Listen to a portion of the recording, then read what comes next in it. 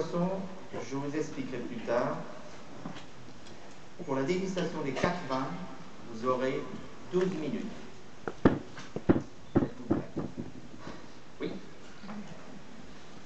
Quand vous voulez. Numéro 1, une très belle couleur jaune paille très léger avec une robe légère, une viscosité légèrement consistante, des larmes qui descendent assez vite, des taches assez espacées, c'est clair. Il n'y a pas de CO2, c'est l'œil d'un vin assez jeune.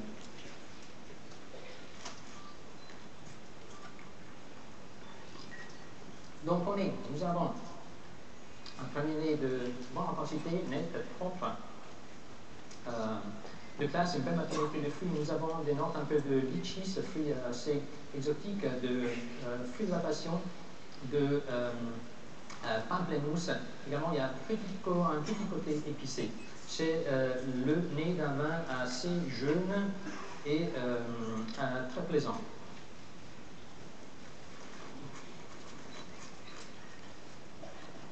En bouche, une attaque assez nette, propre, belle acidité, donc très belle fraîcheur en bouche. L'alcool qui est là, présent, mais en arrière-plan. C'est un vin très souple et qui a une petite pointe de sucre résiduel qui donne son charme. Évolution vers un milieu de bouche assez structuré, je dirais moyenne structure, très savoureux. L'acidité qui tient, de belle concentration et belle expression. Une finale en bouche.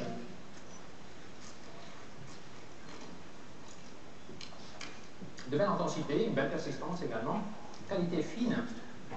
Nous avons des rétrofactions en France d'anis et légèrement de safran qui se sent très bien. C'est un vin de corps moyen, de bel équilibre, de belle harmonie.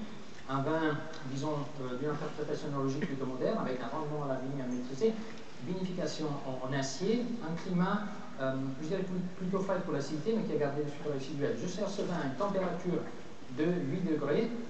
C'est un vin qui est prêt à boire, qui peut se garder dans une cave 2 ans. Je l'harmoniserai avec un dieu de noix de Saint-Jacques à l'Augustine, le Bordeaux-Saint, justement le Bordeaux-Saint qui va balancer cette acidité fraîche et le côté un peu sucré qui va balancer également le beurre et les Saint-Jacques. Je dirais Koshu Japon 2010, produit numéro 2. Très belle robe assez intense de couleur rouge, joli assez foncé, avec de reflets grenats, une viscosité consistante, avec des larmes qui descendent dans le vent, des jambes assez épaisses et des taches assez étroites. C'est limpide, cristallin et c'est de l'œil d'un vin rouge excellent avec une certaine évolution.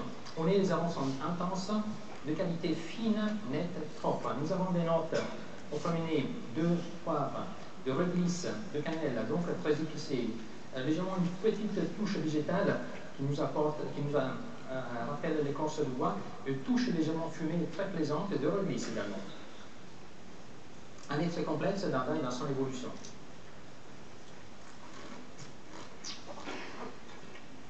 Attaque en bouche, franche, nette, très imposant.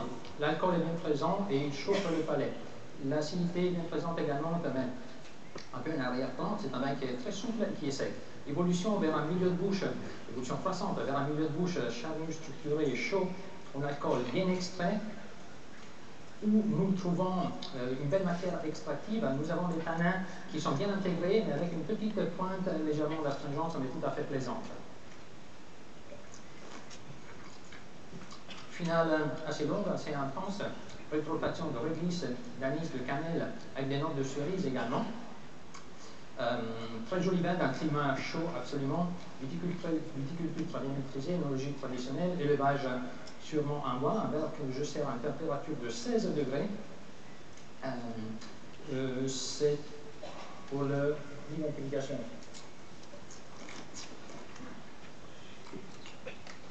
Je dirais Italie, Cannonau, donc dans l'appellation Aglianico.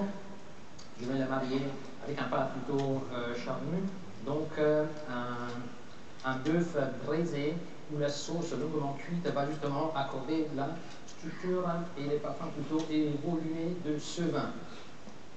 Numéro 3.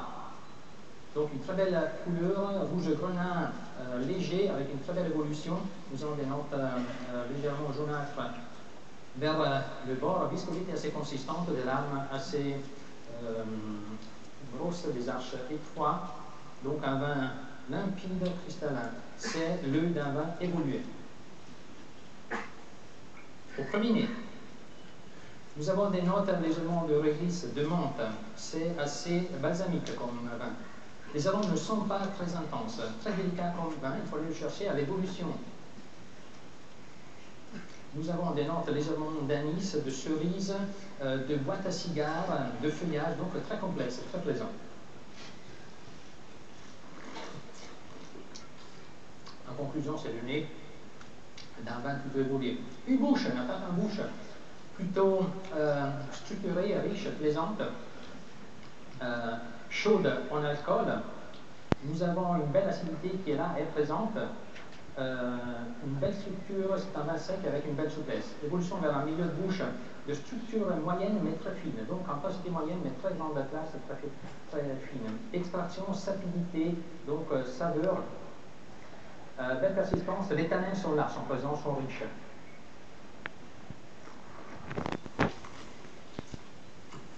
Puis se consentir, c'est une très belle finale, riche, nette.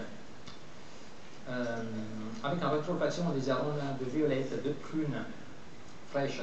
Donc un vin très structuré, un vin qu'il a un corps structuré, riche, harmonieux, équilibré, viticulture traditionnelle, élevage en rhum à des grandes foudres, viticulture très bien maîtrisée, œnologie traditionnelle bien maîtrisée. Je sers ce vin à une température de 17 degrés pour tenir un peu la chaleur. Il est prêt à boire, mais je peux le garder dans une belle cave pour encore 2-3 ans. Je dirais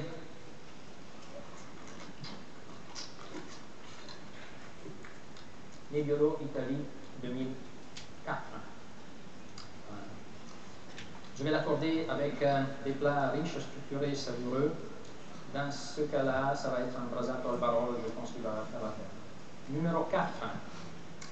Très belle couleur rouge, rubis assez foncé et robe dense avec un reflet légèrement grenat. Viscosité consistante avec des jambes assez consistantes, des larmes qui descendent de l'amont et des arches étroites. Il est limpide.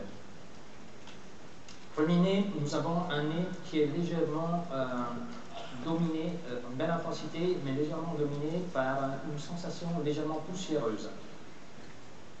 Si je serais au restaurant avec un client, j'ouvrirai une deuxième bouteille pour vérifier. Je continue avec cette description.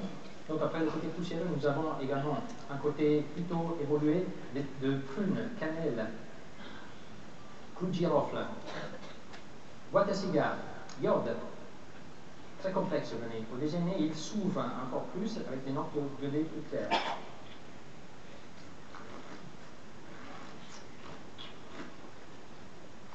En bouche, une attaque dense, puissante, riche. L'alcool se fait sentir.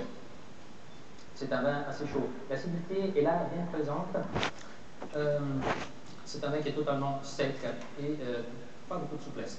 Une évolution vers un corps, vers une milieu de bouche riche, structuré, savoureux, goûteux, très bien extrait, de structure bien structurée, des tanins qui se font sentir. Ils sont là, ils sont en surface, bien astringents, mais très très plaisants. Une finale riche, structurée, voluptueuse, intense, avec en rétrofaction des notes de violette, de cannelle, de clou de girofle, et également un fruité de cerise sous alcool. C'est un vin riche, équilibré, structuré, harmonieux, un vin d'une vinification traditionnelle, élevage en fût, un grand fût, élevage traditionnel, donc c'est un vin tout à fait traditionnel, Europe, je dirais, hein. C'est un vin que je sers en température de 8 degrés, je le passerai une carafe juste pour le faire épanouir, faire ce petit côté poussiéreux qui maintenant est parti tout seul. C'est un vin qui est prêt à boire, mais il peut se garder dans une cave encore 5 ans sans problème. Je vais le servir également dans le même style que les vins précédents, avec des viandes, avec une cuisson plutôt longue. Là, on pourrait faire une cuisson longue, mais à basse température, avec une côte d'évolution mentale, cuite à basse température. Nous avons le côté moelleux à l'intérieur qui va balancer justement ce côté un peu tannique présent dans ce vin. Je dirais, encore une fois, là, Piémont, Nebbiolo, on descend avec le millésime.